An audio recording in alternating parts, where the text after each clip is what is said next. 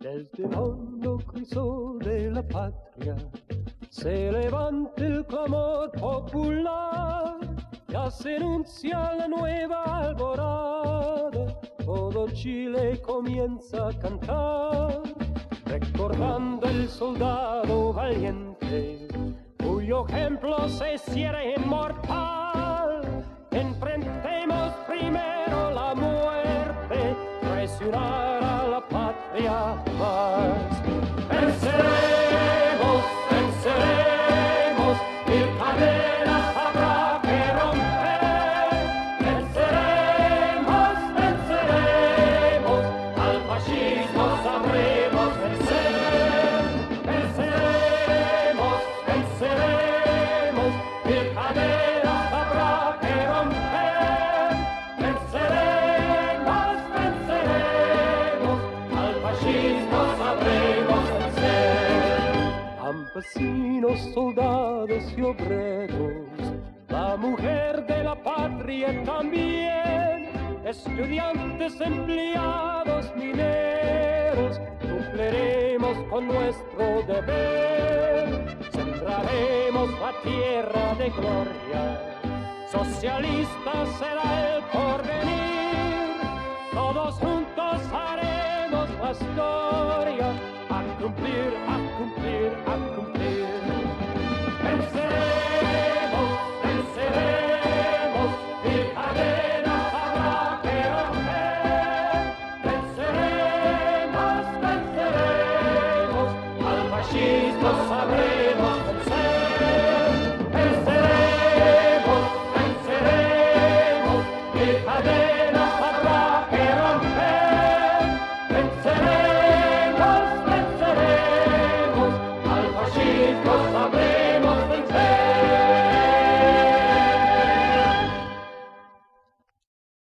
So, hey, everybody. Hello. Yeah, I haven't done one of these in a while, really. The main reason has been mostly because we've been working on a heck of a lot of just coding stuff in the back. And yeah, and also I mean, heaven knows. Well, no, let's just say it's been so incredibly boring that what I usually stream is like boredom. But as the Church of the Subgenius once pointed out, there are things sometimes so boring we have to create a new word for them. So I would say that, working on coding, trying to stream coding is, I would say, techno boredom. It's a new level of boredom that I don't think I want to subject y'all to. So instead, I'm just going to subject you to all to regular boredom and such. I know nobody's watching, and probably we'll get no watching, but I'm going to put some music in the background just for my own entertainment. And where do we go for good background music? So,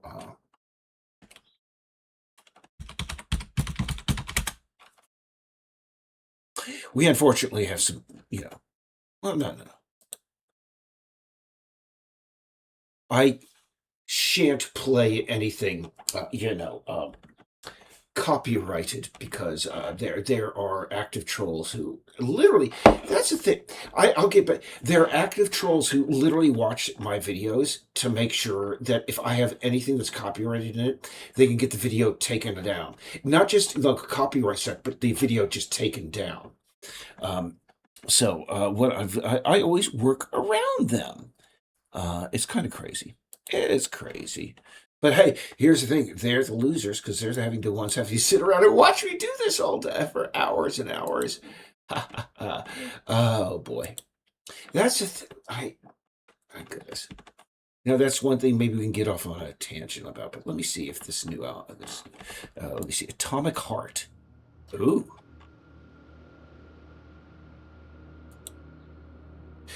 Hold on. Wasn't that like a game that was released in Russia, soon after their invasion of Iron Heart or something like that? I forget. But boys and goyles, I'll show you what we are going to be doing this evening. We're going to be doing, let me see, Flyer Butterfly Inspect We're just going to open up InDesign. That sounds pretty good, yeah.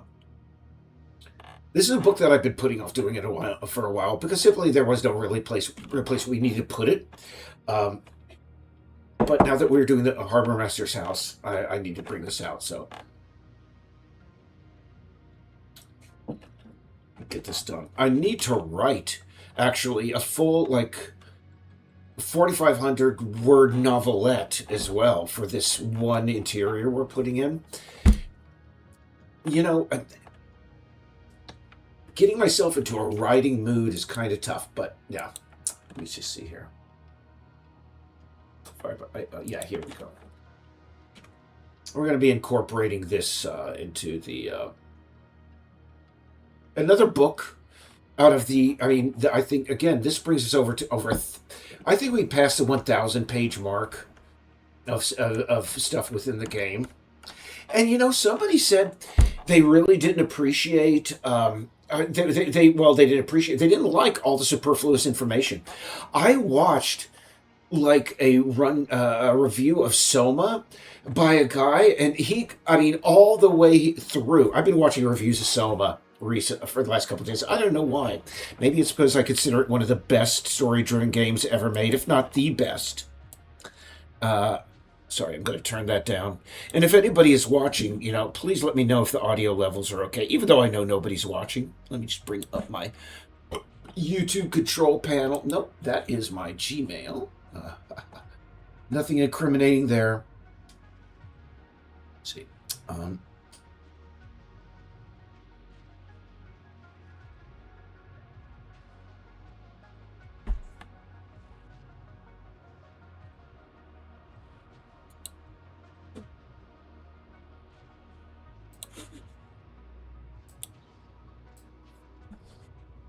So,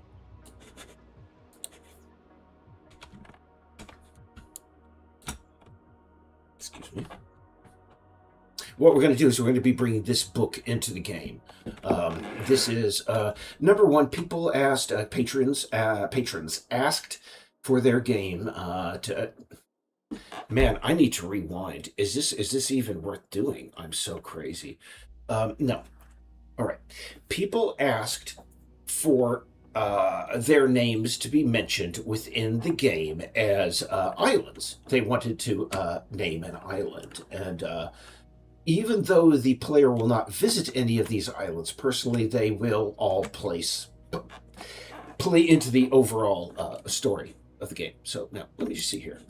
I'm going to open up my YouTube panel so I can verify. We've had actually, it looks like we've had 3 views.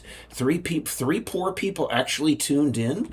But it may actually be like me just reporting, going, hey, yeah, I'm watching that. But anyway. Pardon me. Let's see. More so. But yeah, very dull. As promised.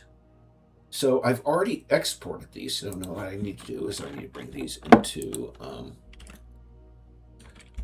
stuff.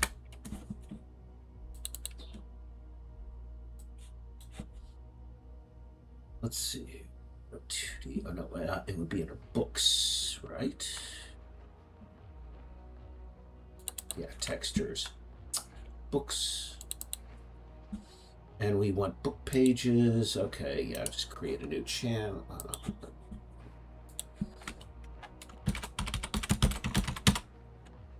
And this is going to be Prentice Bay Atlas PBA. Yeah.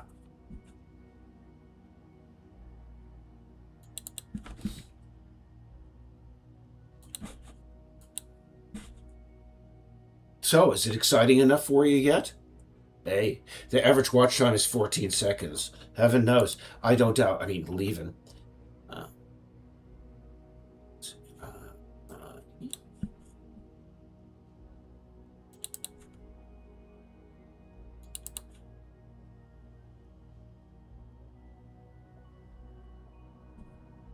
see. I want the Manual. Let's put PBS. It's okay, great. I'm going to bring in our pages.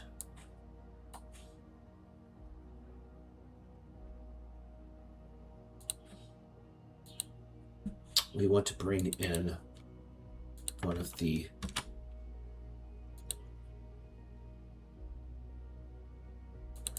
materials. Create a material for each one of these guys, and we're going to call it page PBA.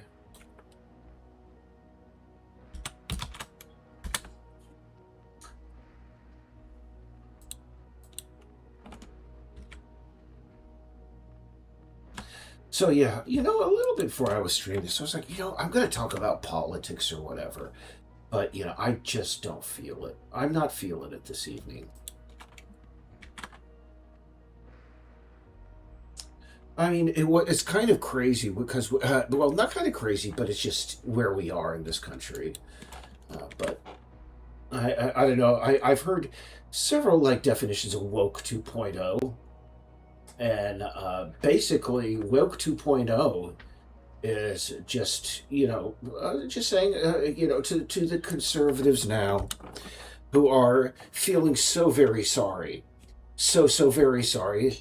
We're seeing more and more of them coming out of the woodwork going, my goodness, I voted for that guy 3 times, and now, man, if I could see him, I'd punch him in the face, or, I'd tell him to F off, or fuck off, The proper response to people like that is not to commiserate with them, is not to... The best analogy I can come up with, again, I'm going with analogy inside of analogy, is we here in the anti-Trump majority have basically been living in a nation where our next door neighbor, we hear him, it's a dysfunctional family, and you hear every day when the father comes home after a day of work, and he immediately gets drunk, and he takes it out on the children. This is what we on the left have had to deal with, just listening to that. And every day we look out and we might go, goodness gracious, what is a mother doing about this? And we see her, and she's sitting there on the front porch, lighting up another, Salem cigarette, or I don't know, Virginia Slims, I guess, and pouring herself another glass of wine. And, she listens to her husband abusing the children, and she doesn't care. That's why she's lighting up another cigarette and pouring herself some wine, because you understand those kids, they ruined her life. They took the best years away from her. And now, after having to deal with this for about a decade, all of a sudden, we hear a knock on our door, and it's the wife from that dysfunctional family, and she just wants to sit down with us and not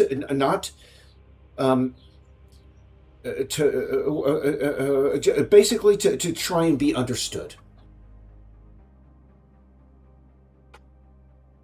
And after 10 years of listening to that, what we're doing on the left is we're saying, very sorry, can't help you. We're shutting the door, and we're going back to our own stuff, because unfortunately, and that's Trump's America now, that's what it is. We're basically just trying to survive.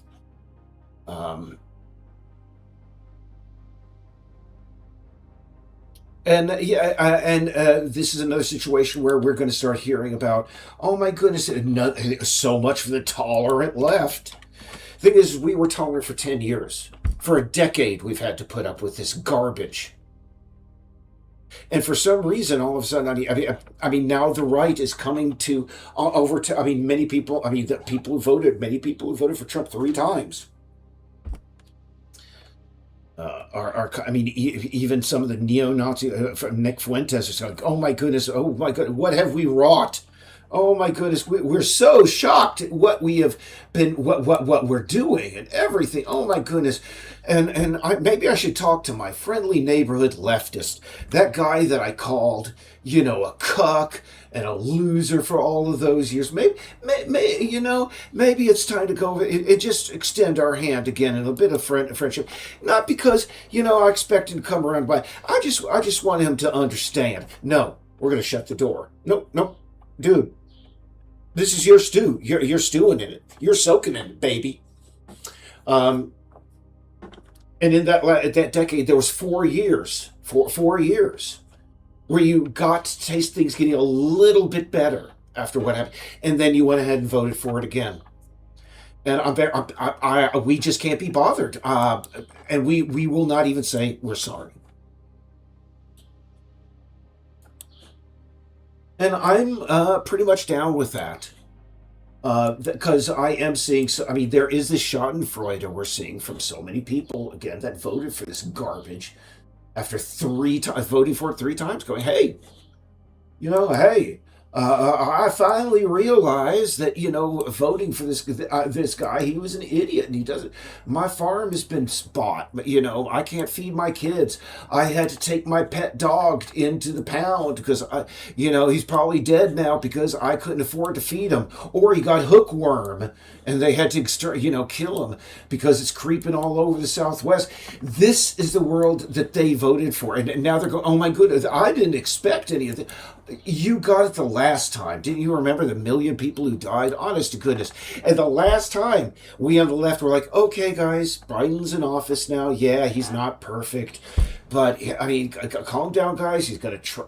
But all you did was just sit there and stew for 12 years and complain about the prices and about how expensive things were now.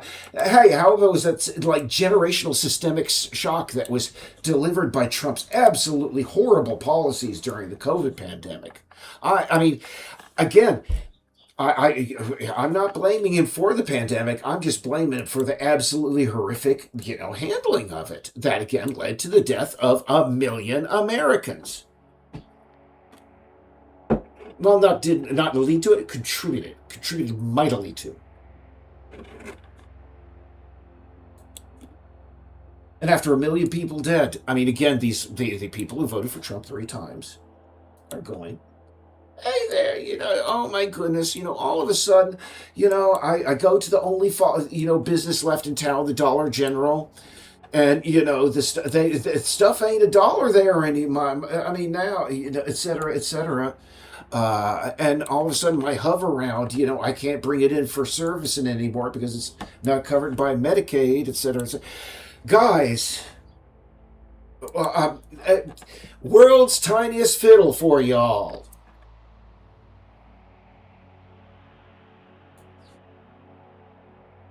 We had a heart for well on a decade, and what did it get us? We got us insulted, spat at.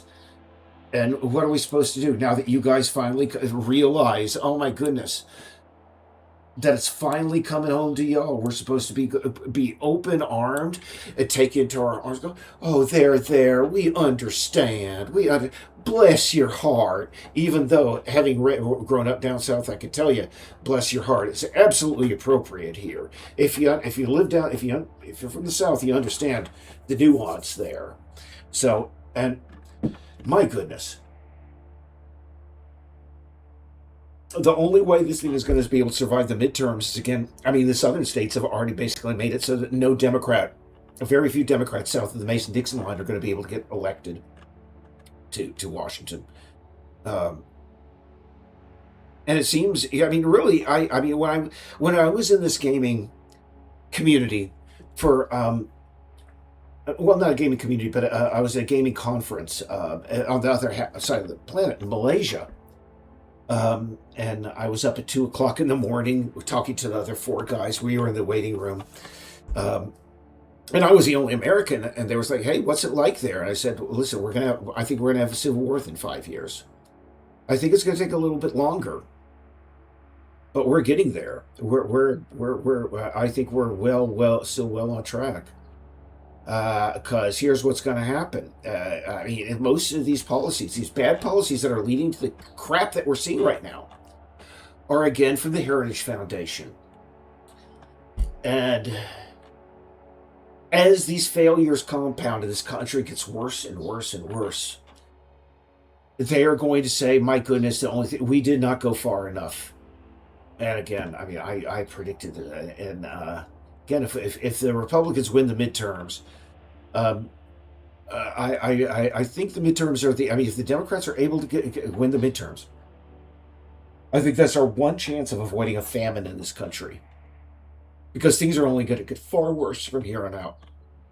Anyway, like I said, I mean, in the stream I did right after, this, when the United States shat the bed the last time and elected this jerk, idiot, moron, just absolute felon, rapist, pedophile, subliterate, drooling moron. Anyway, the last time,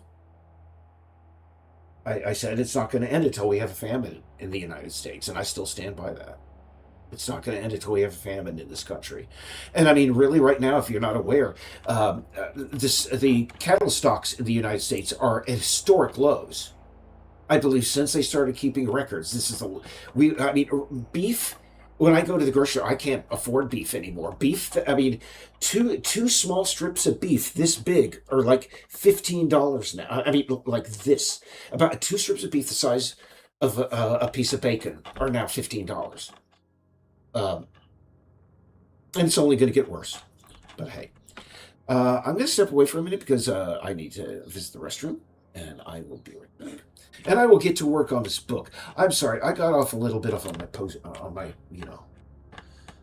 soapbox because, again, it's just sort of silly to hear these people. I mean, again, oh my goodness, forgive us. Oh, we're finally understand. Oh my God. Oh my Lord. Oh, I didn't understand. Oh, I lost my farm. Oh my goodness, etc., etc. What? As a professor of mine said when I was at Middle Tennessee State University Art, he used to sounds like a personal problem to me.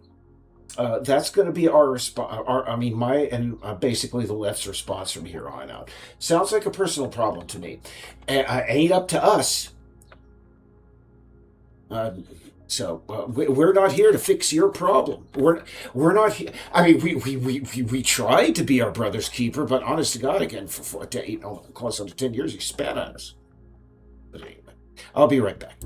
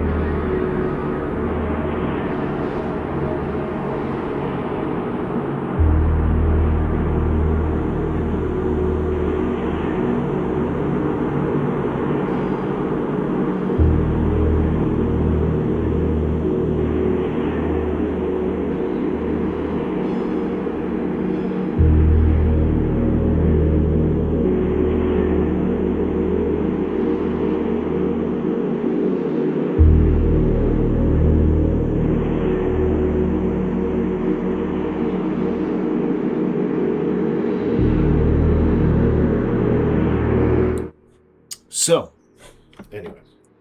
And I just want to expand on what I talked about earlier to the no people who are watching. They might say, well, is it your sense of community?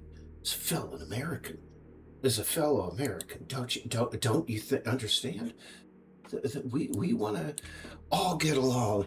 We all want to get along. Don't you understand? If us out here are hurting, it hurts America. And honest to goodness, honest to goodness, it doesn't. Here's the thing: their offenses do not end with us personally. You made our trans friends unable to be able to travel. You made our gay friends afraid and vilified. You've basically destroyed the tourism industry here in the United States, et cetera, et cetera. And I mean, why? I just don't understand why some people expect us to be, oh my goodness, you did all of that, and now all of a sudden, no, we're supposed to be, so understanding of these people's pain.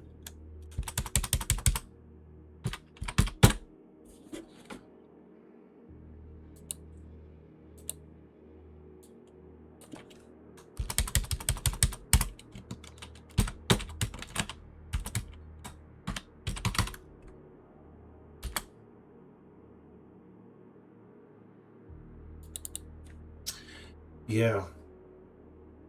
Oh, and I mean, really, I mean, if you wanted to, I mean, not that I'm one of these people that's like, oh, for one, can I just say, when I heard that India's, you know, what I celebrate the human population going down overall. Now, um, what's really funny to me is that literally, I mean,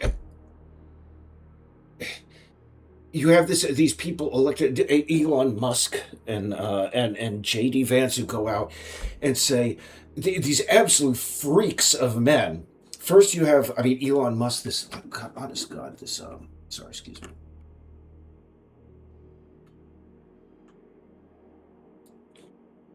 me. This ketamine addicted, bizarre freak who goes around offering women his sperm. And JD Vance, again, another absolute freak who, I mean, aside from his like penchant for sexual relations with furniture, if that is true, just he, my goodness, uh, sorry. When he goes, simply put, we need more babies. Women need to have more babies. Worst sales pitch in the human. When I mean, that's what. Ever since they got into office, I mean, fertility rates in the United States have fallen even further. Because I mean, again, it's kind of strange that people. Again, I studied history. A lot of people didn't. And I understand it's very tough. A lot of people don't understand history. But one of the things in the United States of America is when Americans are told, you got to do this, the average American immediately goes, why? I mean, you sad to see, again, when people were offered a free COVID shot that would literally save their lives, a great number of Americans said no. Now, when Americans, women are being told by these two absolute freaks, you got to have more children, young lady. That's the most unconvincing sales pitch. And I remember at a certain point they was like, "Oh yeah, you'll get like a $5,000 or $10,000 tax break," not understanding that that basically to have a child in this country it costs about 25 to 30,000 freaking dollars, and they're. You want to have more children in this country? Again, guaranteed basic income, free health care, emancipation of women, etc. Free, again, give men the exact same paternity leave that women get for maternity leave, and I'd say give women a full 3 months of paid maternity leave in this country. That'll do it. Not having two fucking, just pardon my French, creeps standing up there going, oh, have more women. Sorry, have more children, women. Have more children. Trust me. It's good for America. Okay, my goodness. Elon Musk. I ain't gonna, honest goodness. I see I did have 3 views, which even though I've had absolutely no views since, actually puts to a lie that I only get 2 viewers per stream. So, hurrah. Anyway. Let's see here. Let's go to PB Atlas. Now, that's another thing we need to bring over the cover.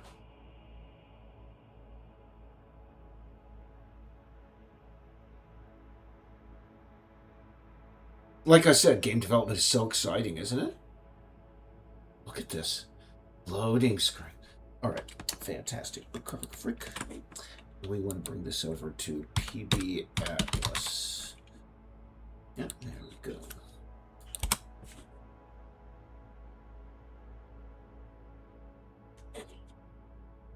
I forget some of the books are there in Laura's. It's all good. Let's go back to our stuff textures.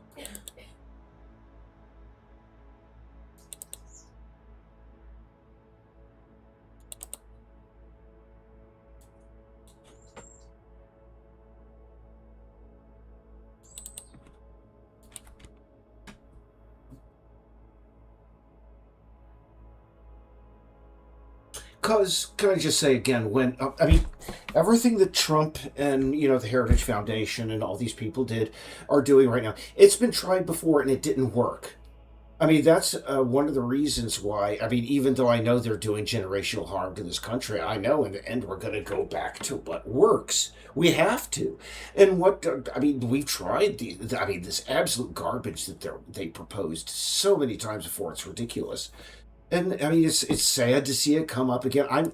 Trust me. In the next couple of weeks, if we have not heard it already, they're going to bring back. Oh, all this is good. All that's going to trickle down, to these people eventually, and oh god, to the job creators. Jesus. And if it has come back, I mean, then we're basically already doing. And the thing that really frightens me, can I say, above it all, is not just my own personal. It's like the absolute. It seems that we've given up any hope or any concept of trying to maybe save the planet before we absolutely destroy it. And that's the most heartbreaking thing at all, because I remember, I mean, in the 90s. Yeah, things were kind of not the best, but it seemed that we were on the, maybe gonna try and fix things, but we just know. Republican political partisanship won out in the end. Oh, we can't even talk about the environment, even, etc., because Newt Gingrich, when he tried to run for president back, I think it was in I think he ran for president in 2016. He was criticized for actually being in a climate change ad with Nancy Pelosi going, "Hey, we both agree. Let's try and fix things before things get worse." And now, no, they've abandoned that. And the thing about it isn't that I'm a tree hugger, even though I am. Understand, if it's going to be us, humanity versus the world's environment, if it's going to be just a war like that, we are going to lose. We just will. Even if we win, we will lose. Okay, let's assume that we basically just ignore, climate change and everything, and just pollute and do the accelerationist thing and everything, and we remove the last blade of grass of this earth. You know what? We're going to lose. We're going to die out. So I just don't understand this. It's just so sad. And we had so many chances to fix it.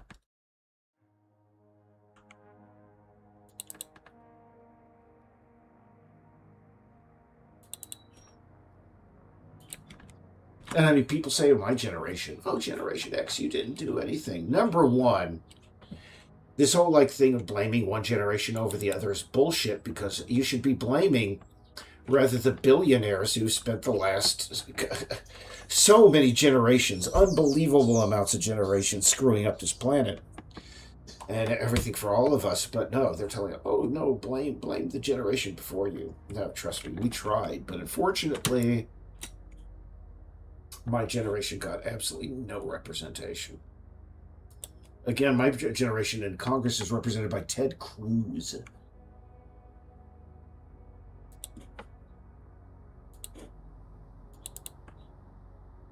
And yeah, here's the thing: is I'm not really. Some people go, oh, Tellerico in Texas. Nah. Plattner is not going to win in Maine. But it's just going to go back to Susan Collins. It doesn't mean. Here's the thing. I mean, you don't take my advice. I'm just a simple guy who worked in politics for 25 plus years, on and off. No, Graham Plattner is going to lose because people, in the north of the state, et cetera, et cetera. And it is what it is. I mean, here's the thing: is I'm not going to get my hopes up.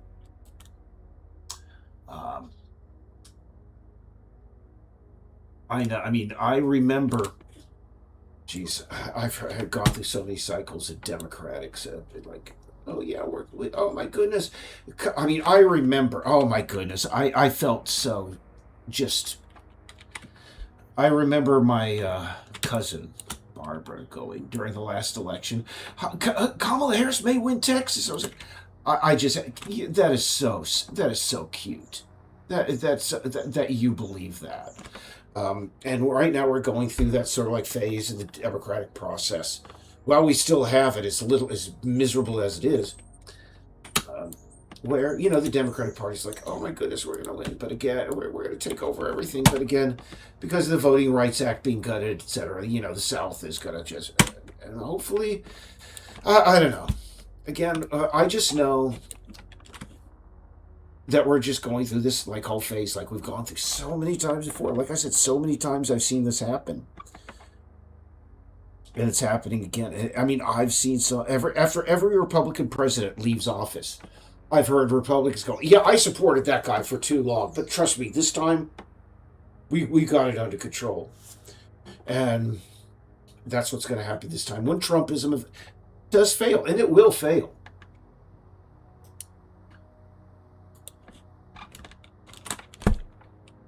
And that's something that I'm sort of frightened of right now, is that really it's going to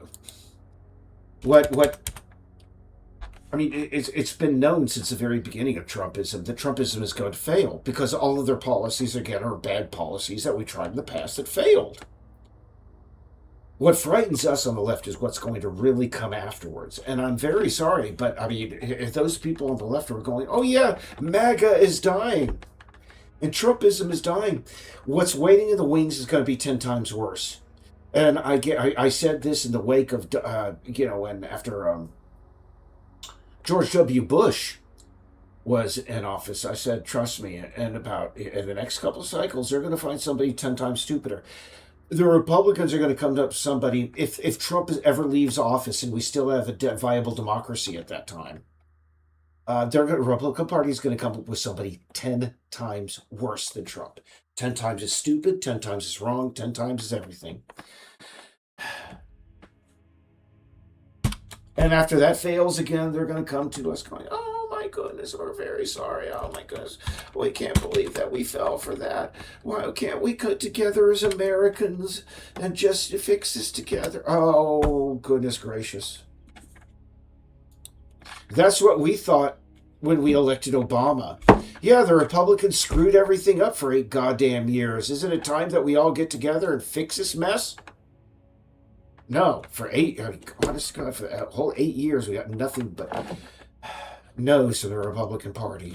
And now they're, oh my goodness. Don't you understand our point of view? Don't you understand? Don't you understand our suffering?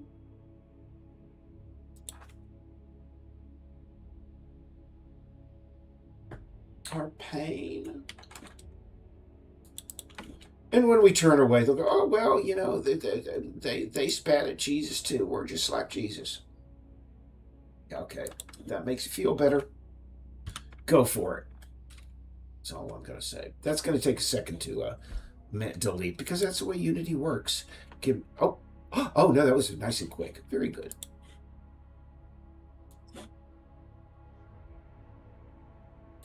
Oh, sorry.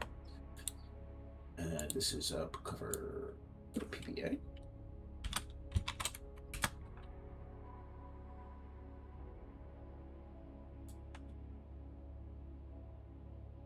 And why do I give Southern accents to most of my caricature voices for Trump supporters? Well, hey, it just seems to be that way. Most of the remaining Trump supporters, and to be fair, a lot of those people are now going, oh, please forgive us. Oh, my goodness. I didn't know what I was voting for. Oh, it's hurting me now. They all have the Southern accent, no matter where they happen to be.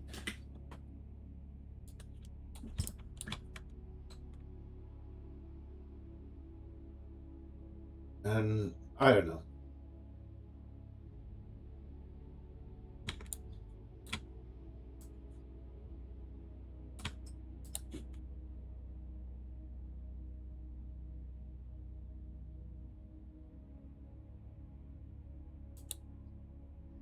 And again, a lot of the problems that are coming from these people again that are now all of a sudden, oh my goodness, things are so hard. How could this have happened to us? We believe in Jesus. We believe in all this stuff. We pray for Trump every night. How come things are going out? Understand, we on the left, the day after the election, we started preparing because we knew what was coming. All these people, again, were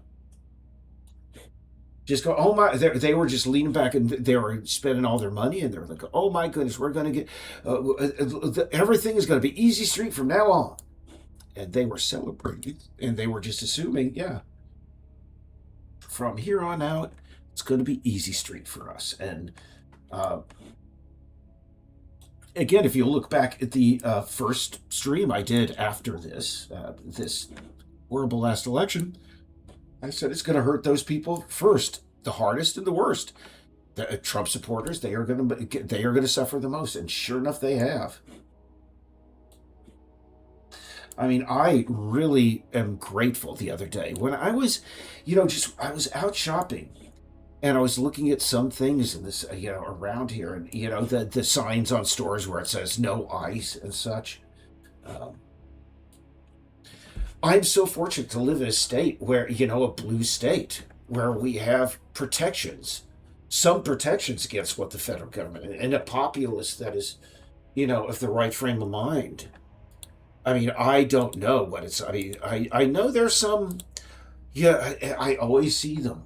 Yeah, and they're always in these documentaries about, whenever anybody goes into one of these hollers of West Virginia, and there's Trump signs everywhere. They got to find the one, leftist people, a couple, et cetera, and yeah, sure enough, I know, and I'm not saying that all leftists are good and all right-wing people are bad, but I'm just saying that it just seems that there are some people that like Joe Rogan and these other people go, oh yeah, Texas is the freest state in the nation.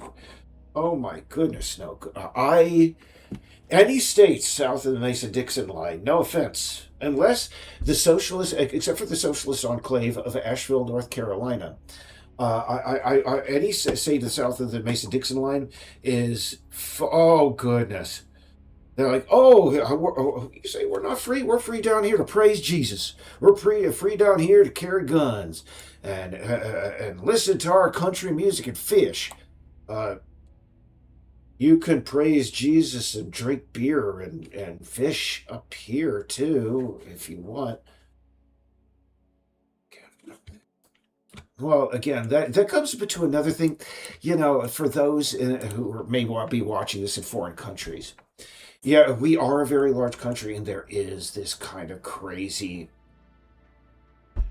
I don't know how to describe it. Here's how I would describe it. is, uh, when I grew up in Oregon, the state of Oregon. And when I moved down to Tennessee, my family moved down to Tennessee.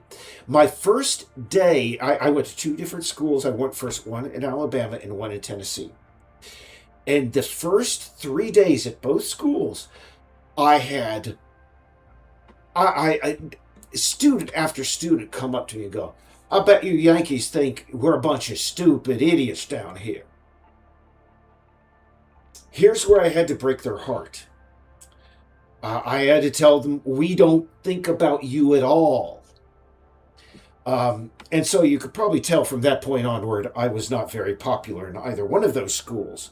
But that is one of the things that if you've never been south of the Mason Dixon line, they seem to have a lot of people, I'm not saying all, but a lot of people south of the Mason Dixon line have a very big um, main character syndrome, self victimization, where they automatically assume that, if somebody has, a Yankee accent, they're automatically, looking down on them. And the fact is that really we're getting on with our lives. And as much as I hate to see regional accents disappear, I will say every time I go down south, and I have been there, I mean, I moved away from Tennessee in 1997.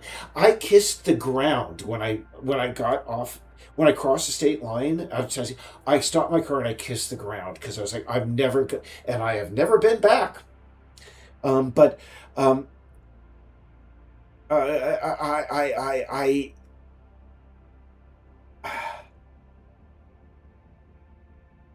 I I just there's just something down there, and anyway, I'm sorry, I lost my train of thought. I got a brain fart there. I'm sorry. I was talking about, when I was leaving the South, and I mean, don't get me wrong, there are beautiful places in the South. My parents lived in a town called Franklin, but it had become too much like Montclair, and it was basically, if you had basically taken Montclair, New Jersey, the downtown Montclair, New Jersey, and plunked it down in the middle of Tennessee. It was sort of like that. It was very charming. It had like this, the ancient, the old antique theater downtown and everything. Yeah, it was kind of cool, and that was great. But gosh, I mean, Tennessee, from what I understand, still does not even allow medical marijuana. Um, for medical purposes, I think even CBD is illegal there. It may be legal. If anybody in the chat, and there's nobody in the chat now for like hours, I think, knows. Please, if CBD is legal in Tennessee, I mean, I now unfortunately two cracked ribs on each side, and sometimes the only way I can get to sleep is by consuming a marijuana edible. I'm 56 years old, and mom, hopefully, goodness gracious, that doesn't shock you that I have to do that, because if unless you have two cracked ribs that are not going to heal for the rest of your life, you do not know what it's like. And sometimes in the middle of the night, wake up a little bit too much pain with the rocking and the roll and turning over in bed. Yeah, absolutely. And the fact that people are deprived of that in Tennessee. My mother's moved to Kentucky, where I believe medical marijuana is legal, and I will say, bless you, Kentucky. Um, and oh yeah, I was talking about the accents of the people down south. That was the trail of thought that I lost earlier. Is that every time I visit Tennessee, and I have, is that the younger generation is losing the regional accent, and I think that it's very. I kind of mourn a little bit when regional accents are lost, because I don't like monoculture. I like hearing, going to a different place and hearing different accents, different foods, different everything. But honest to goodness, I when it was like my father said. My father, he was a born in Austria, and everybody who's met my father says he has a very heavy Austrian accent. But to my ear, he didn't. You know who does? Arnold Schwarzenegger. He has the very very heavy, breathy, Schwarzenegger accent. My father, he probably had a lot of that because I heard him since I was born. But I mean, he taught me from a very young age. He said Arnold Schwarzenegger is, an exception. If you walk around in life with a really heavy accent, People are going to judge you. They just do. And I'm sort of happy to see the Southern accent just die because it just, in my mind, it just makes you sound ignorant. And oh yeah, I know William Faulkner, et cetera, et cetera. All the people down south with all the the people of great wisdom and learning. And don't get me wrong. In fact, I will tell you a story. Another boring story is that I was a guest at the 2004 Democratic Convention. I was a guest of the Alabama delegations to the convention, and I went to their party. I ate a few oysters that were on the half shell because they were free. I asked for some of their whiskey. No, I'm sorry, their vodka because my Carrie Edwards badge button had gotten some schmutz on it, and I needed to wipe it off. And I actually had a wonderful time there because these people, I mean, because they were all Southern and mostly politicians, and they had the very deep Southern accent, and they were, I mean, just. Um, uh, they were the exceptions to the rule, I have to say. And that's what I'll have to say is that, there are exceptions to the rule, but for the most part, that Southern accent just really invokes, that. Um, and if anybody says, "Oh goodness, that's classist," or what, here's, from what I understand, in Great Britain, in England, in Great Britain, basically Scotland, Wales, Northern Ireland. Yeah, God, I'm repeating myself. When I said till to this day, as soon as you open your mouth, they peg you based on your accent. We're sort of the same way here. Um, it's just that the Southern accent, because it is just so pervasive down there, is one of our biggest and most recognizable. And I it's just a personal bias, I would have to say. Eric hates diversity. He said he doesn't like the Southern accent. Well, goodness gracious. Again, I lived down south in Tennessee for, let me see, 9 years plus about, I think about 13 years. Everything, 90% of the things that happened to me that were bad in my life happened down there. Um, it just is what it is. Let's just say, well, no, I won't do that because that's another thing trolls can latch on to.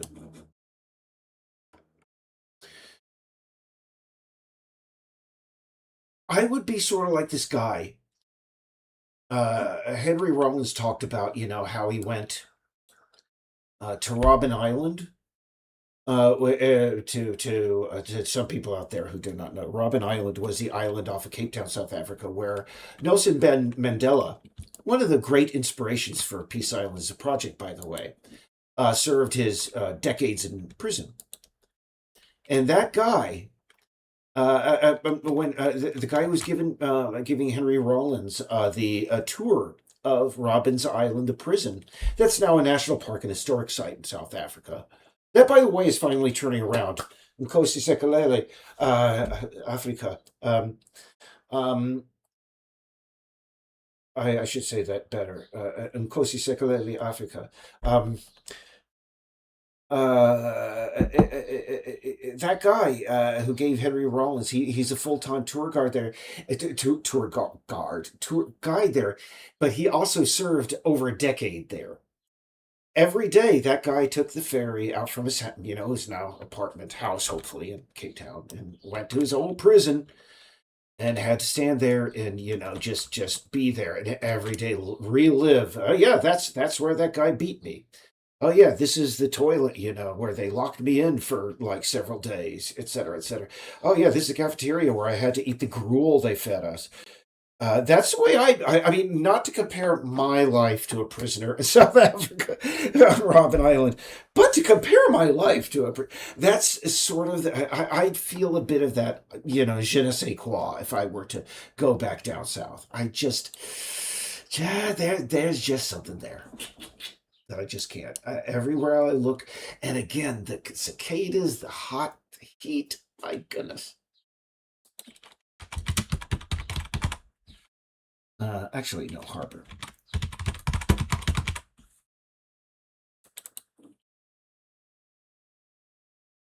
And by the way, uh, as we have so many supporters of Peace Island south of south of the Mason-Dixon line, I will say, can I just say, I am not dissing y'all.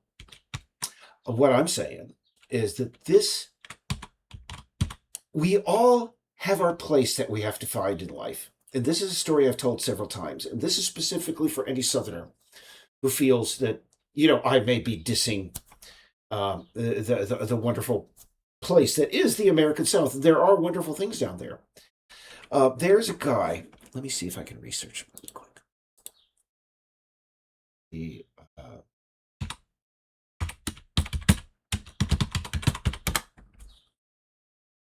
I'm trying to find him. Um, oh no, Arctic African. Yeah.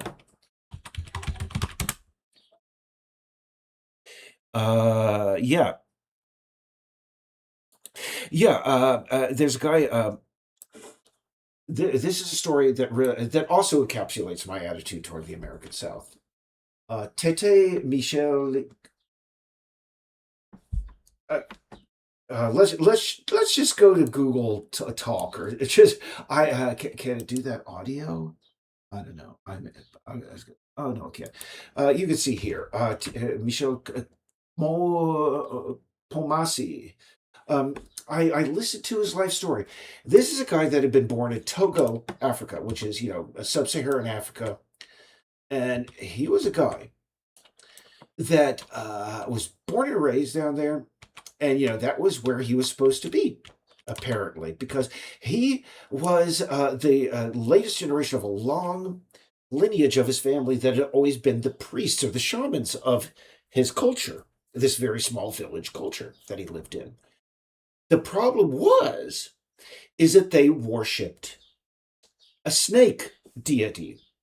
They were animists, and this guy, Titi Michel, pardon me if I'm mispronouncing his name. Yeah, this is great. This is a great story to listen to. BBC Audio Witness History, the Arctic African here. But he was afraid of snakes, and he knew he didn't have many options in life. This guy, he was illiterate at the time. Uh, and he but what happened was one day, there were Christian missionaries that had set up a little library about the size of, your restroom if you live in the United States. And he said there was a book about Greenland, about the Arctic there. And from the moment he opened the book, said, "This is where I need to be." And he said, I mean, if you listen to the interview, he says one of the reasons was, in all the pictures, I saw no snakes. And that guy, this little kid from Togo, Africa, spent years traveling by whatever means necessary. He was the first person of his entire country to make it all the way to Denmark and then to Greenland. And and the thing is he apparently he spent decades there. That was the place he was meant to be. And it didn't matter. I'm pretty sure if you would talk to, his ancestors and the other people in his village there, Togo, they would say, why did this guy leave? He had everything that he needed. He was going to be the next shaman. He was going to be able to talk to, he would be able to guide us. But they did not see. Sometimes you find a place where you feel this is where I need to be. And can I just say, I recently passed, I think, I'm now into my 16th year of living in Maine. And this is now I've lived longer in Maine than I've lived anywhere else in my life. And I can say this is where I feel comfortable. This is where I seem to get the people. And hey, I'm pretty sure that my mother, oh my goodness, she one of her greats. Mom, if you're happy to be watching this, I understand you're somewhat upset that I just don't join the family down there in tennis down in Kentucky now. But I'm uh, just not my speed. I like living where there's Amtrak. I like living where there's public transit. I like living where I don't know. Where there are, I like living in a blue state straight up, and it's just because again, whenever I see a video from some person in Nebraska who just lost their farm that's been in their factory, I'm sorry, their family for like over 100 years, and they've been growing soybeans, and the mainstay was like free trade with Europe and China. It was their soybeans, and now all of a sudden, because of the tariffs, they're doing videos about, oh my goodness, it's so horrible. Can somebody please help us again? That brings me full circle to woke 2.0. No, sounds like a personal problem to us. Uh, because understand as much as we would like to help you, you ushered in policies that robbed 1/3 of the women in this country of the basic right of control over their own reproductive lives.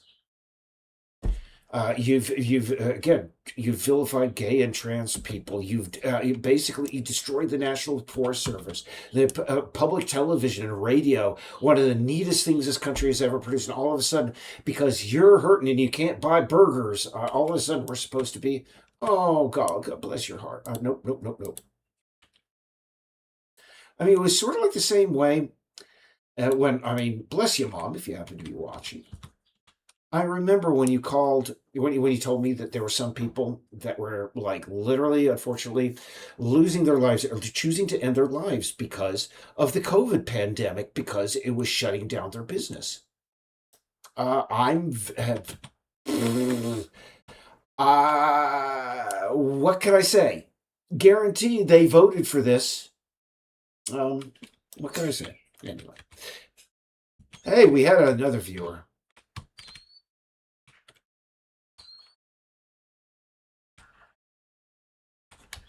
And we just cannot be bothered because, well, we cannot be bothered because, yeah, for that brief window, 4-year window. I mean, I'm not saying Biden's perfect, by the way. I mean, that's anyway.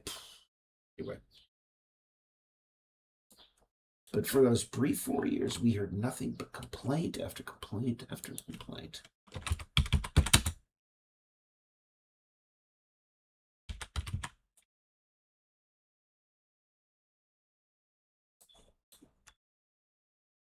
And now you come singing the sorry song.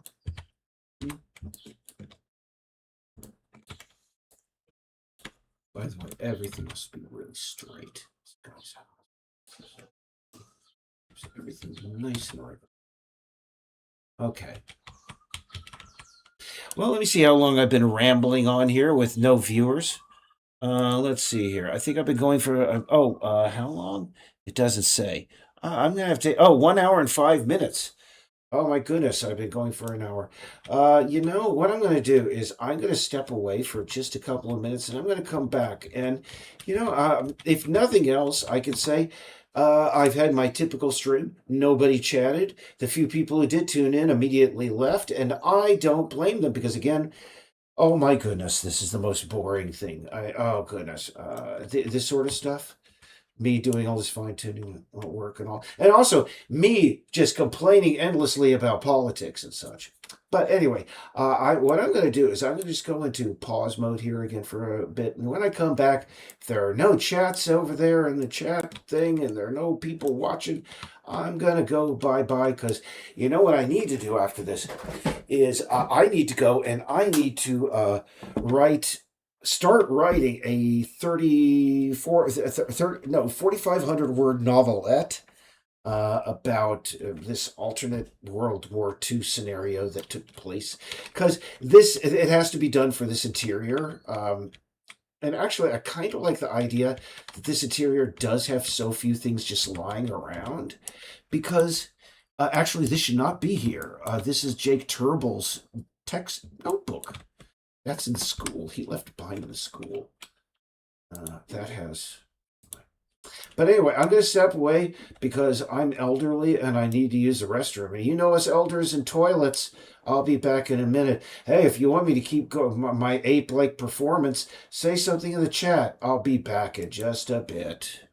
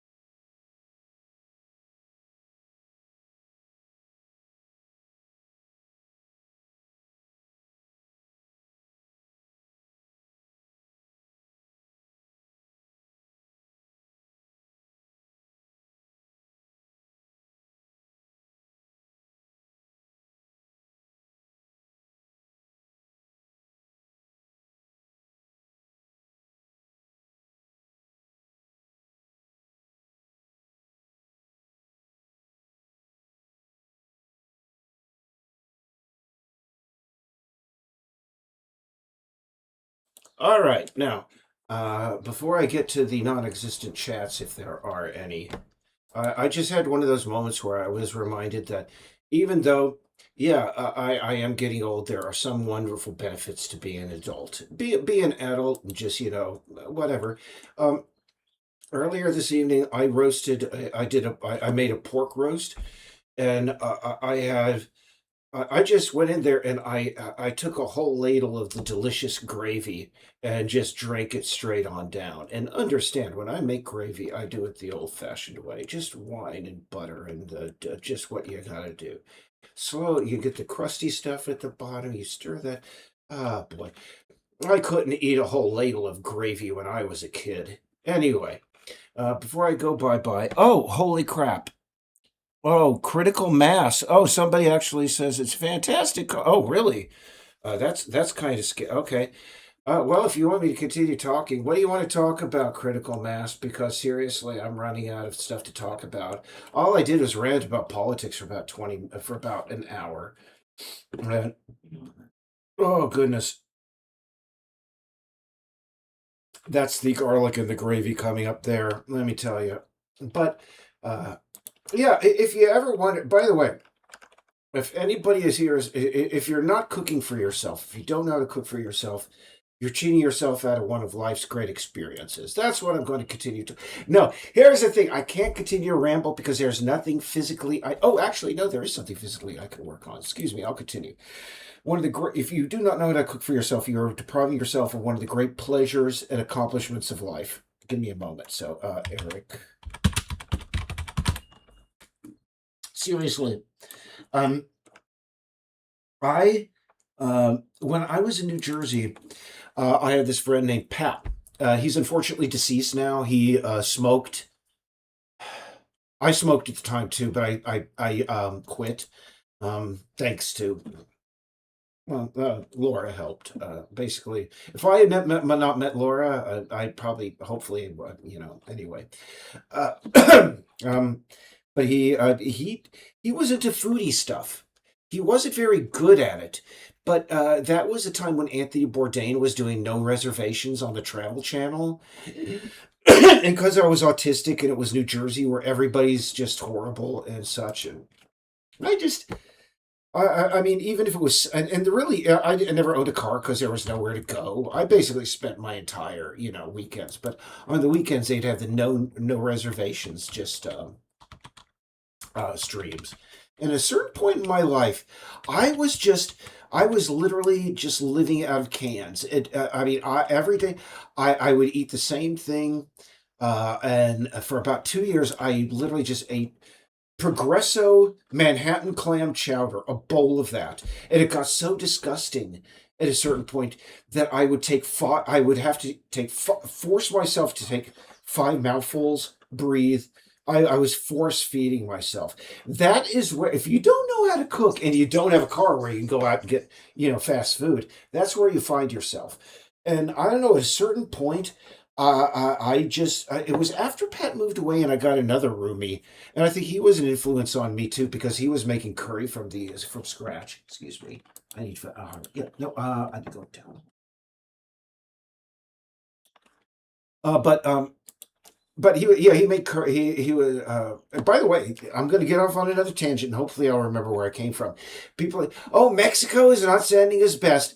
Milton, my roommate, citizen of Mexico back at the time, spoke four languages fluently. I mean, was an IT professional. And when I told him when he was like, when he came back from visiting Cabo San Lucas where his father like is a doctor, I mean he came back through like United States customs, and one of them was like, oh yeah, you're one of those Mexicans coming here to take our job. I wanted to tell him, man, he should have said, no man, you're nowhere near qualified to take my job. No, yeah, because no, I'm taking a job you are no way qualified for. That's what he should have said, because yeah, that's essentially what he was doing. I mean, the only person that I know personally from Mexico is actually like one of the most intelligent and worldly people I've ever known. But anyway, going back to that, before I was talking about cooking, yes, cooking. Um, but I was going back because Julia Childs is absolutely correct. When you go into the market, you're seeing so many spices and so many sauces. Simplicity is the most important thing in cooking. Simplicity. Butter. If next time you cook a chicken breast or something, put it in a chafing dish with just a bit of butter and wine, and just and let it bake. You will be astounded that butter and wine mixed with a little bit of chicken fat is better than any gravy that you could spend a lot of time making. That is the first thing you'll learn. Julia Childs was always correct, and Anthony Bourdain will back me up on this. And yeah, if you haven't followed the game for a while, we actually Anthony Bourdain unfortunately took his life. I think 2017 or thereabouts. but we named a street in on Peace Island after him because it sucks that suicide sucks. I mean, I don't think that's like any great revelation to anybody. Suicide sucks. And I mean, like I said, when I was watching him, and I was watching Anthony Bourdain, and that was back when I was smoking cigarettes, and I was reading William Burroughs, and I was like all edgy and stuff. And I was like, wow, I mean, Anthony Bourdain was like a cool, edgy guy that smoked cigarettes and cursed and, had this crazy, he was a heroin addict at one point in his life, etc. But he was also a very skilled chef. And he taught me that, really, I grew up in the day. I mean, I don't know whether they even offer home ec classes anymore, but I grew up in the day when they offered only home ec to girls because that was home economics. Because girls were supposed to stay home and cook. That was an absolute justice to every man in this country. Every man should. I mean, he did. Bourdain did this one show. You should know how to make a burger. You should know how to make a chicken. There are certain things. Even if you're a vegetarian, I mean, there are certain things you should know as far as cooking. It's very simple. I mean, even okay, but unless you're a vegan, you can use butter and wine, etc. Um, but yeah. Anyway, to go back to that, how did cooking get into this? I forget. Ramp. Oh yeah, because I was talking about the wonderful aspect of being an adult and being able to just gulp down an entire ladle full of gravy and be an absolute just gross individual. Yes. That. By the way, if you haven't been wondering what I've been working on, and I know you haven't, is for some reason this one filing cabinet is on in the wrong location. Because when you select that, it does not light up like all the rest. But it's fine as it is, so I'm gonna go. I'm not gonna be. But anyway. Yeah, just get a book from Julia Childs, and that'll teach you everything you need to know about cooking. And there's that whole thing about wine sauce. That was the one phrase that she was always famous for. Wine sauce. Even if you're sober. Well, no. Here's the thing. I understand that. I actually had to look this up because I was about to say even if you're a Muslim. But this is true. You can only use alcohol-free wine if you're a Muslim because I found out that even if you try and like boil all the alcohol out of wine for several hours, there's still a remnant left behind. So, but anyway, there's still butter and wine solutions for vegetarian cooking as well, especially with mushrooms. Let me tell you. It's a shame my partner, Laura, she's vegetarian, but she does not like mushrooms. And mushrooms, I love mushrooms. They are just awesome. Mm, let's see. Okay, so yeah, what I was going to do is I was going to go into stuff. I completely lost track because I got off on this whole like rant about cooking, and then I noticed the uh, filing cabinet there. Okay, because we want a copy of this radio and numerous. They're going to be. You see this radio here? If you ever make it to the utilities building, there's a way to get into several places that are normally not available, and one of them is the fallout shelter beneath the town hall. And this is one of the first places where you'll be able to encounter a radio where you will get more of an impression where what might be happening off the island and around the world.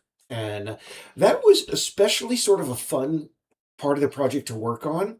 And I don't care if anybody's watching right now. Oh, somebody actually asked a question. Graham Plattner.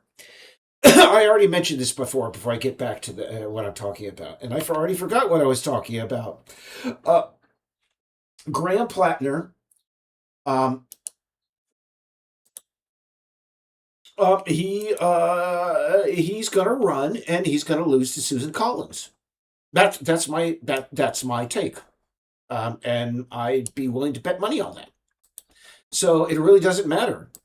Um, in the primary, I voted for him, yes, because he was. I mean, he seems to have. But what I don't like I don't. I'm getting a lot of criticism about his sexting and such about that. What I don't appreciate is people like the Clavernacle, this guy from Australia who's an expat who lives in Vietnam because it's cheap, doing and is never. I mean, has no stake in American politics.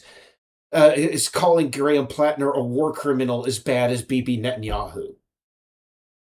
Yes, if Graham Plattner served in the U.S. military, especially during our time during the years when we killed 2 million Muslims, the United States after 9/11, we killed 2 million Muslims. We have to internalize that.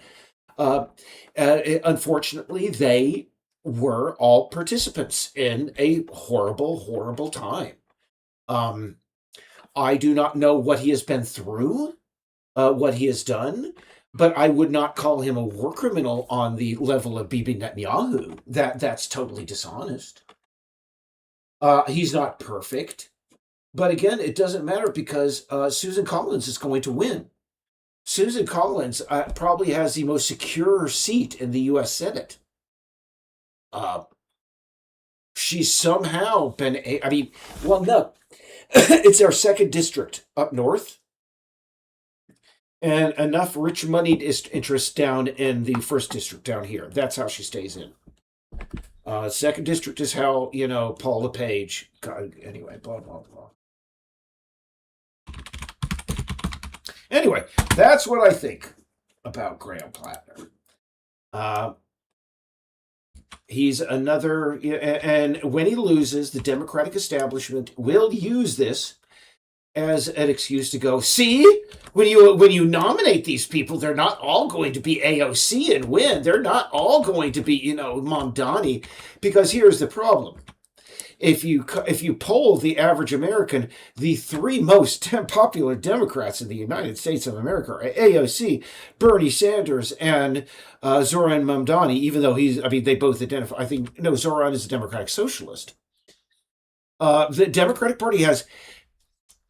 I mean, you just have to look at Hillary Clinton their testimony, Bill and Hillary's testimony about the Epstein, their time with Epstein, to understand that the Democratic Party is every bit as corrupt and nasty and oh God, I mean, jeez, you want me again?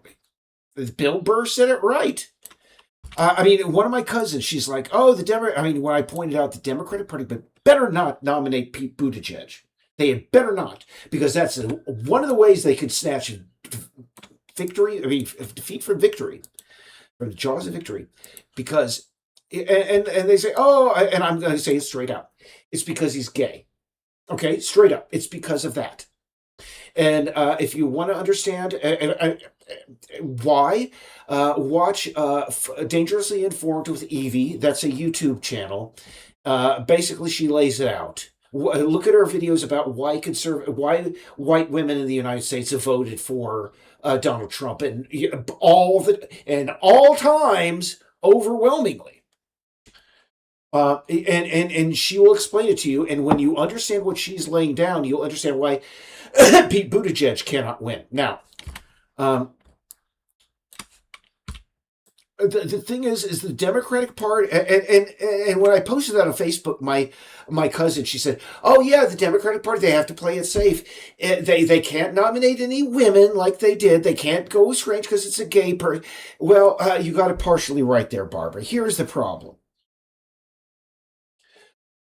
Ask yourself, if you're a Democratic voter, and I am.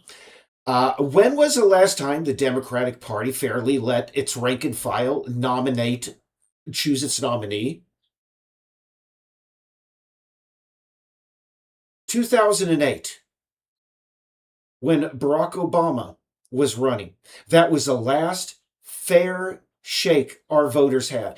After that, if you were a Bernie supporter here in the United States, you saw how the Democratic Party did every possible thing they could do to sabotage Bernie Sanders' campaign. So 2016 was robbed from us. And of course, in 2012, Obama was already president, so we're not going to like it.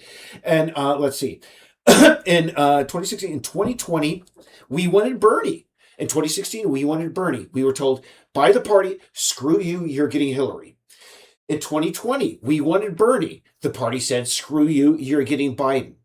In 2024, for good or ill, and I was personally against it, the rank and file of the party wanted an open convention or a fair, process. The party said, screw you, you're getting Kamala Harris. Here's the thing, we as in the party are open to a woman presidential candidate. We in the party are open to a gay presidential candidate. We are open to all these. Let us choose, for God's sake. Anybody who remembers the Republican Party in 2016, they were shitting their pants over Donald Trump becoming their nominee. They were terrified of it, but they let it happen. They let it happen. Their convention in 2016, they literally, everybody who went up and read the thing, they said pursuant to the rules of this convention, because they wanted to cover their asses, because the Republican Party was like, we're going to lose this. This is absolutely insane. But they let their voters choose. The Democratic Party has not let us choose our candidate again since 2008. And that, as Bill Burr pointed out, and I know everybody hates Bill Burr now, but he was 100% correct. Anyway, that's what I'm saying. Anyway.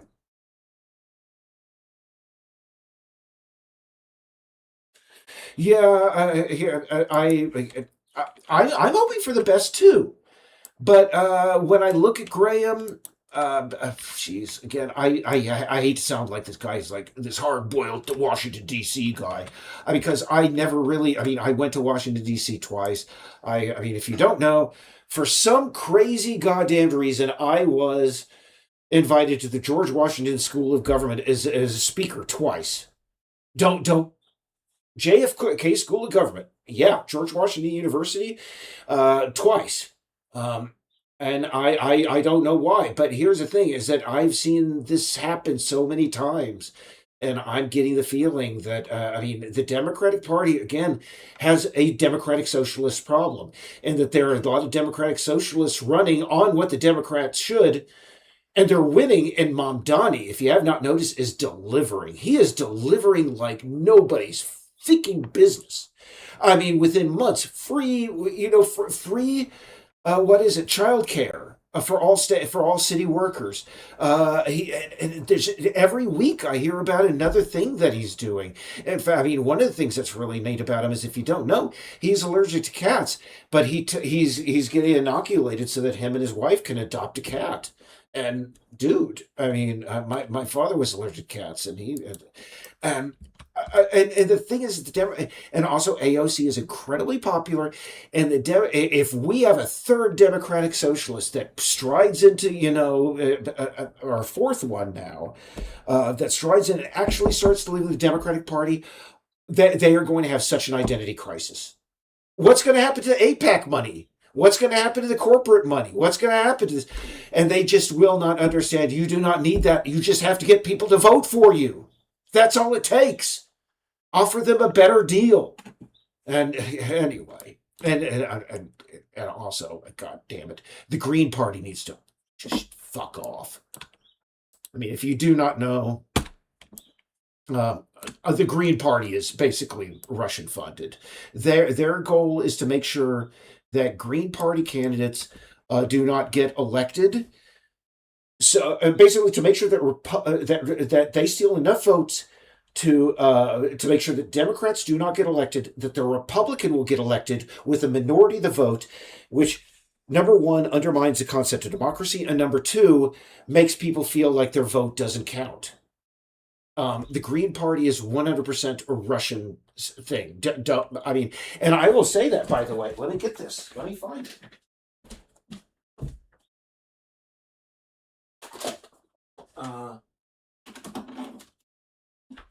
Jeez, I thought I had it over here. I probably put it away in my cabinet of shame.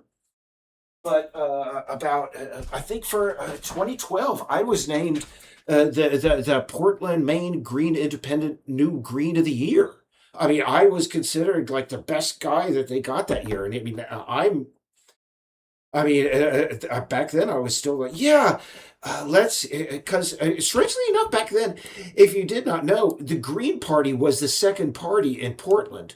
We had mostly Democrats, then we had Greens, and then we had a few Republicans and city government.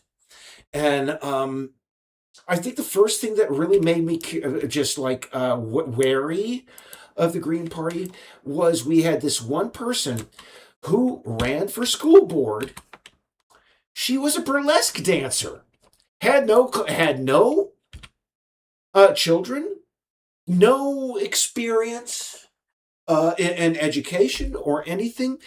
She listened to Alex Jones, and she won over a nonpartisan candidate that was with 20 some odd years, in the as an educator and everything.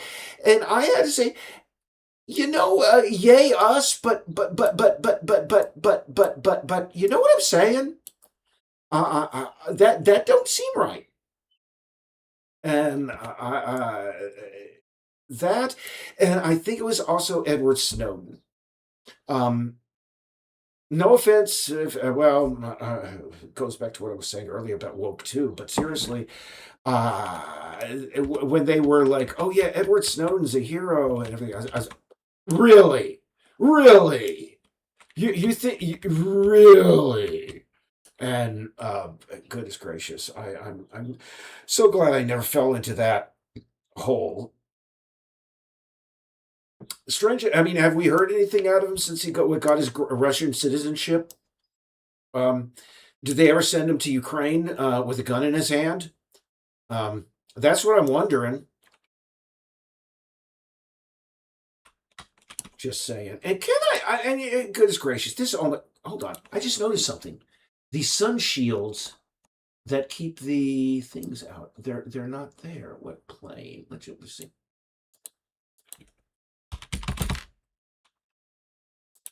Because there was this really crazy. Oh my goodness, this doesn't have. Oh, because this hasn't been fully integrated yet. I forget. Yeah. Um. Actually, to make this interior integrated now, I just have to write that one last book. You see, this house, I was thinking originally, it's like, God, it's very sparse. But here's the thing: is that he used to serve time in the military. This character, and we need to add more like personal stuff to houses and such to give them a lived-in feel and such. And I need and we're going to start doing that with these because well, Laura's working on a bedroom back here. Let's just see. Yeah, the daughter's bedroom has got to be jazzed up a little bit because she's a little bit more into conspiracy theory stuff and all that fun stuff. But yeah, a little bit, because when you walk into a room like this, other than for like the mask on the wall, you really can't detect much about what kind of person lives here, right? We need more stuff like that around. But that's why we have. I mean, in here, if people are attentive, they'll notice that half the pictures are of African scenes, etc., etc. But that's a little bit on the nose, I realize. But what you gonna do? And anyway, because the Democratic Party would not let its rank and file vote and choose its candidate. And don't get me wrong, can I just say, I want to go back a little bit. Hillary Clinton was without a doubt one of the most qualified people to ever run for president. Absolutely. And also Kamala Harris, despite her, comments about being, no space between me and Biden on Israel, I think she would have been so much better on Israel. She did everything that she could as a presidential candidate. I mean, but still, the Democratic Party has a great part. If he wants to really, like they said in rehab, every time you point your finger at somebody, there are three fingers pointed right back at you. And I think again, the Democratic Party is really afraid of another Democratic Socialist being elected and being able to deliver. And because if that happens, then Oh my goodness, what's going to happen to Chuck Schumer and all the all the APAC candidates and all the entrenched corporate people and all that, and et cetera, et cetera. It's that's going to be really tough. By the way, I noticed this has to be turned down, otherwise it's going to, when the cat crouches, it's going to look weird. But anyway, that's the sad place where we're at. Because of the redistricting down south, I'm wondering whether we are going to be able to capture the House, in this coming election. It really sucks. And I mean, here's the thing: is really, there are people who, I have come to understand, were really cheesed off by. I mean, we had people literally quit their support for Peace Island.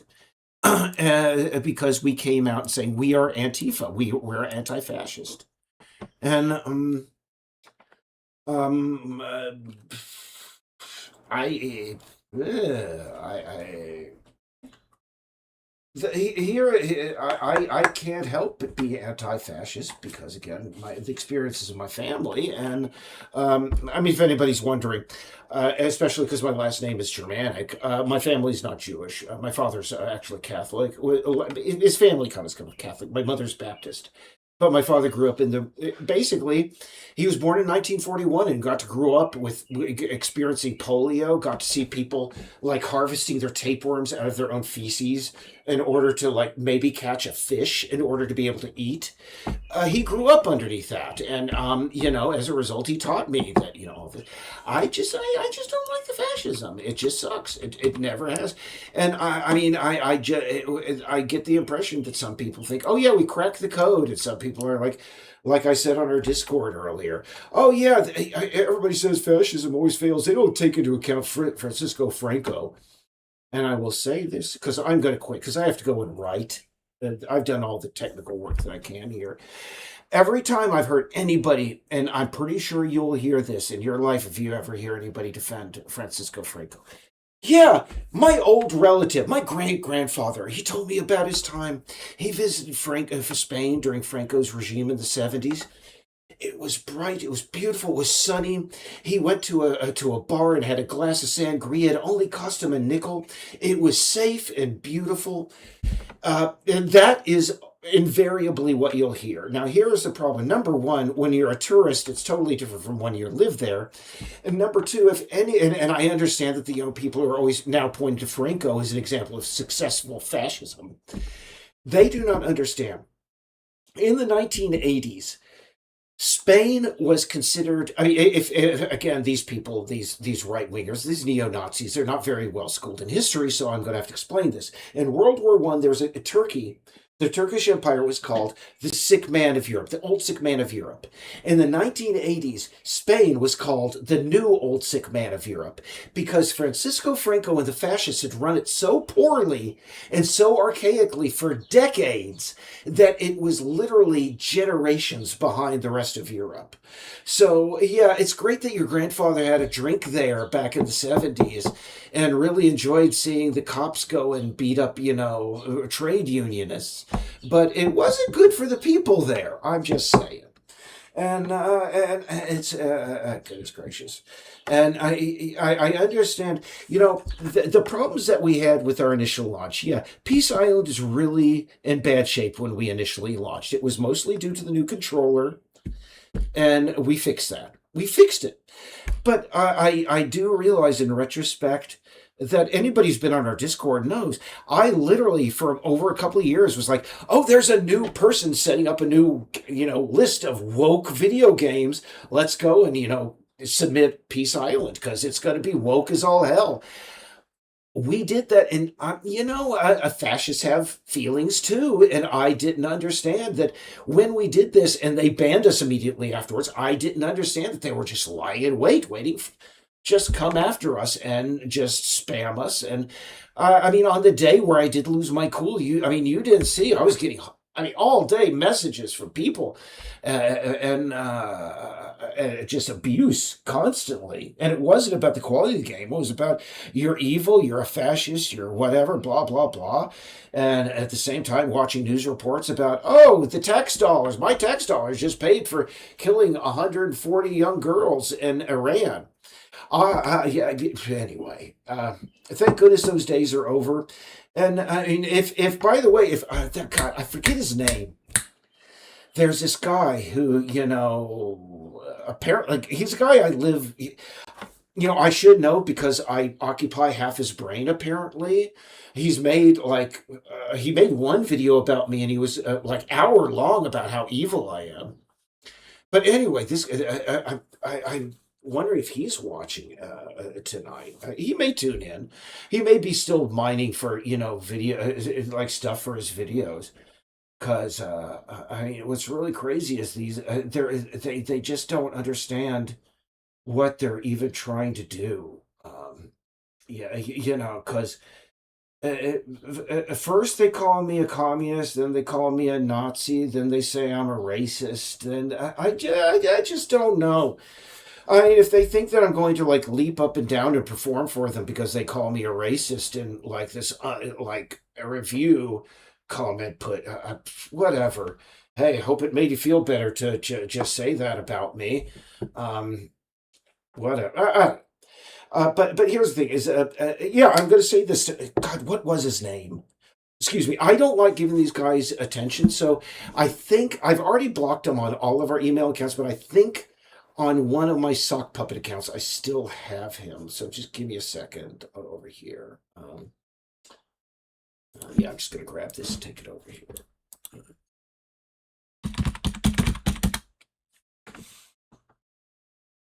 Because I mean, I want to sign off with just a message to this guy and any other of these, groypers or, people who basically sexist, homophobes, racists, lunatics, losers. I just want to sign off to a message for them. And I want to address this guy. So let me just see. I think it was, let me just, uh, no, geez, I send so little mail. Let me just go. Ah, okay. This goes out to you, I Bobbykins, and the rest of the Groiper crew.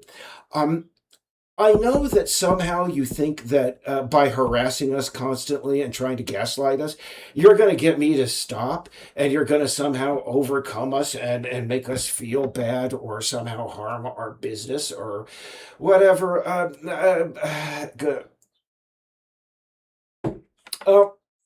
we're not giving up.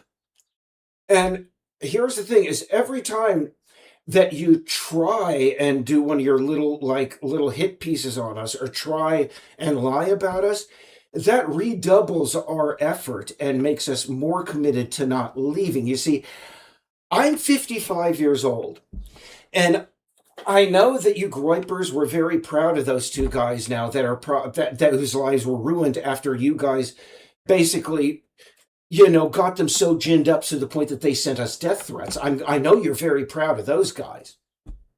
Um, but here's the thing: is you guys have two choices. Either you're going to get a life, or you're just gonna continue your little fatwa against us, which isn't going to stop us. And I understand as a guy that's 55 years old, I've seen this happen when I was like involved in the anonymous war against Scientology.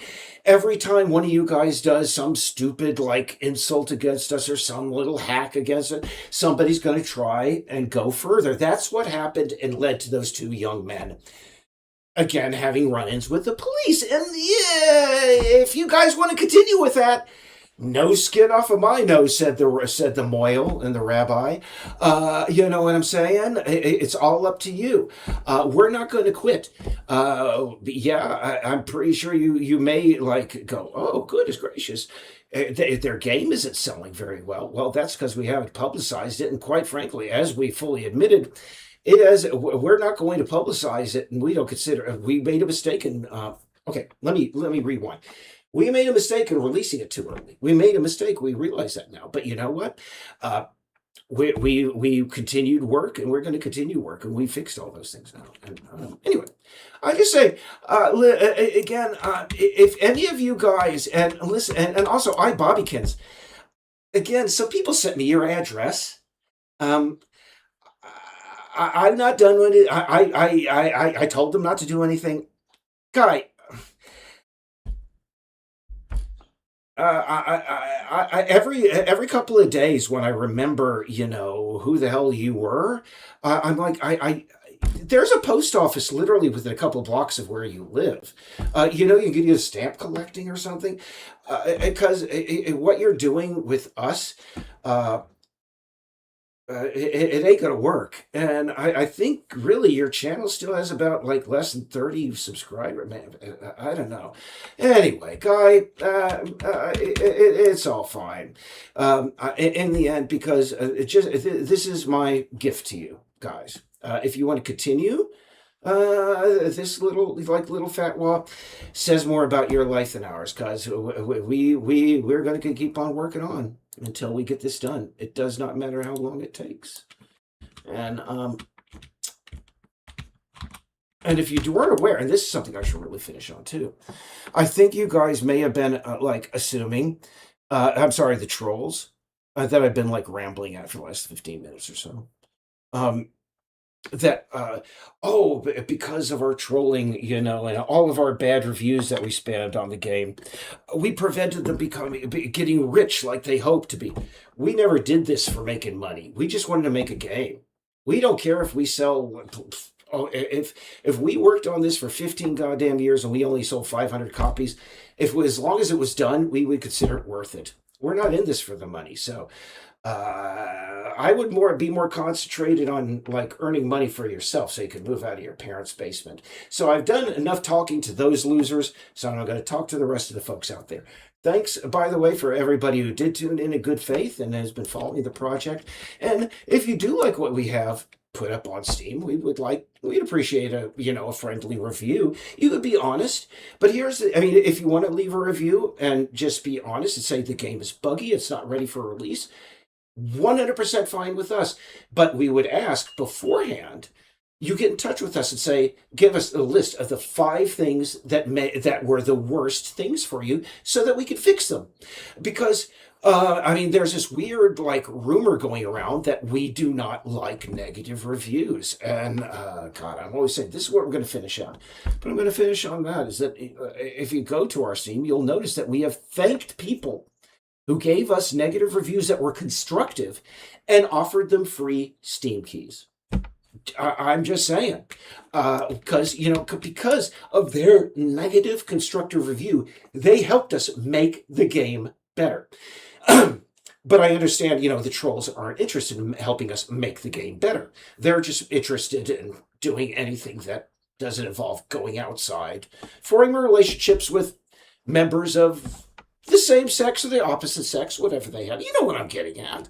So anyway, blah, blah, blah, blah, blah, blah. I'm going to say bye-bye. Guys, gals, and those in between, take care. Thanks for viewing. Bye-bye.